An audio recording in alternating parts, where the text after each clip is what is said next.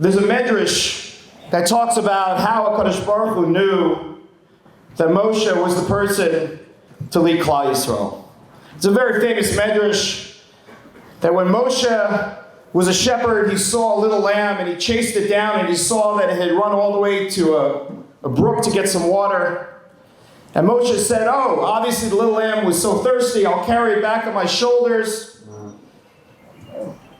And when HaKadosh Baruch Hu saw how much Moshe cared about the smallest lamb in his flock, he understood that Moshe should be the leader of the Jewish people. We had a leader like Moshe Rabbeinu. We had our Rav Noach Zatzal. Rav Noach Weinberg, who looked around the world and saw little lost lambs, lost Jews, who were thirsting but didn't even know what they were thirsty for. Didn't know that they were thirsting for Torah. And he taught us how to view the world and how to push ourselves and how to help those Jews, our brothers and sisters, to bring them back to the Almighty, to bring them back to Torah. He taught us how to view the world. When most people come here, they see the Kotel. It's so beautiful, people davening. Rav Noach taught us to understand that there are still 3 missing walls in addition to the Kotel.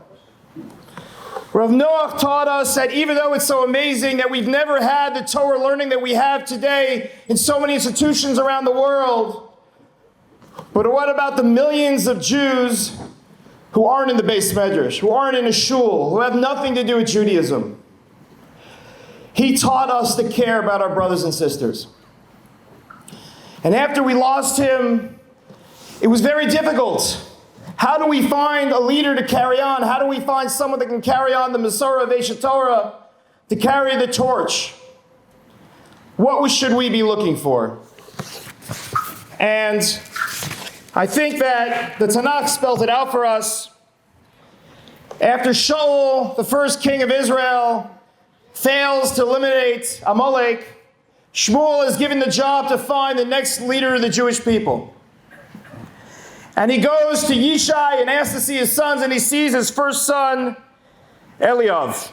And Shmuel says, Vayomer ach neged Hashem mishicho.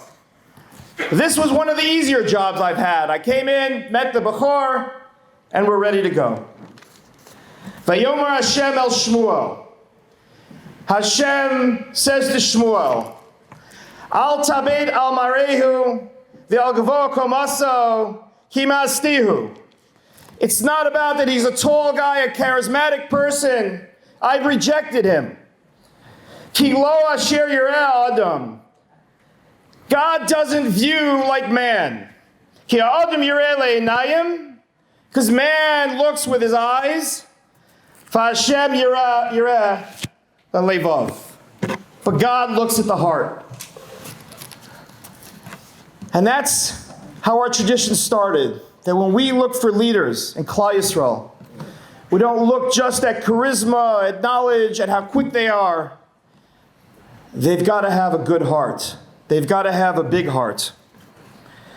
And we've been very, very blessed that Rabbi Berkovits, I had the zchus to meet him a few years ago when I came to Eshet Torah, and I can honestly say that there is no one that I know with a greater heart in caring for Klal Yisrael.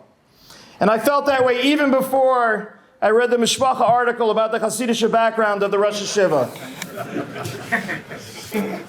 He has a heart that's bigger than this building. He cares about every Jew. He cares about every little lost Jew. The way Moshe did. The way Reb Noach did. And now Reb Berkovits. We've achieved much in the past few years. This year, we're on target to have over 200,000 people come through the Dan Family World Center. We have millions on Aish.com that are being exposed to Judaism from around the world. Our yeshiva is packed. Baruch Hashem, we have space problems in the yeshiva. Aish Israel, Aish New York, the branches around the world. There's a lot going on in Eshet Torah. But I consider today to be day number 1. Today is the day where we all come together. Today is the day that we come together with a plan to finish the job, to bring the Jews back. And we're going to need everyone involved. We're going to need financial support, not just to raise millions, but billions, because that's what it's going to take. And we can do that. We can raise those dollars. We're going to need emotional support from everyone. Just a call for those of you that are in the States. You come there, stop by the base medrash. Give us chizuk. Pat us on the back. Ask how you can help. We need Project Inspire to go out and open wide Balabatim's homes to bring people in, to bring Jews in. We're going to do this all together. So today is a historic day. And I could not be happier to give the proverbial keys to this building, to the hearts of Eshet Torah, to the movement of Eshet Torah, to our Rabbi, to our Rosh HaYeshiva, to our Manhig, to the person inheriting the mantle of Moshe Rabbeinu and Rav Noach, Rav Yitzchak Berkovits.